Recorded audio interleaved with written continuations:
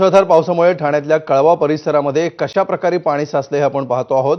साचलेल्या पाण्यातून वाट काढताना स्थानिक नागरिकांना अनेक अडचणींना सामोरं जावं लागतं। अशातच दुपारच्या शाळांना सुट्टी जाहीर केली आहे, त्यामुळे लहान मुलांना चक्क बोटीतून शाळेतून बाहेर काढावं लागतंय। या ठिकाणी मुलांना कशा प्रकारे बाहेर काढलं जातं याची हे दृश्य।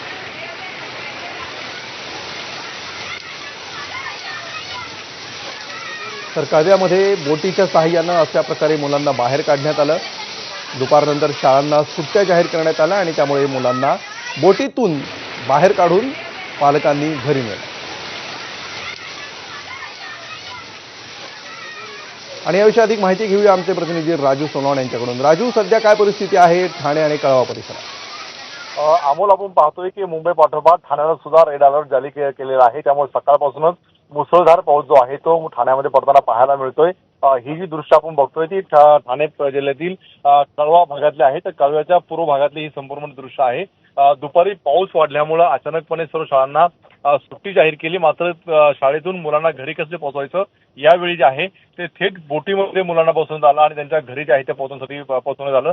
खरं तर सगळे रस्ते जे आहे ते पाण्याखाली केलेले होते आणि त्यामुळे त्या ठिकाणी एकही वाहन जाऊ शकत नव्हतं, पायी लहान मुलं जाऊ शकत नव्हती।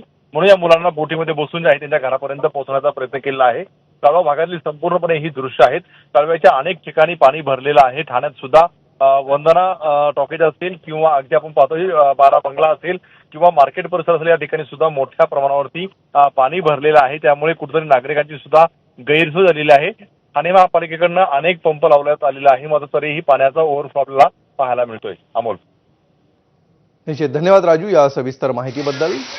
ठाणे आणि कळवा परिसरामध्ये सध्या जोरदार पाऊस सुरू आहे आणि यामुळे ठिकठिकाणी कशा प्रकारे पाणी साचलंय हे दाखवणारे हे दृश्य।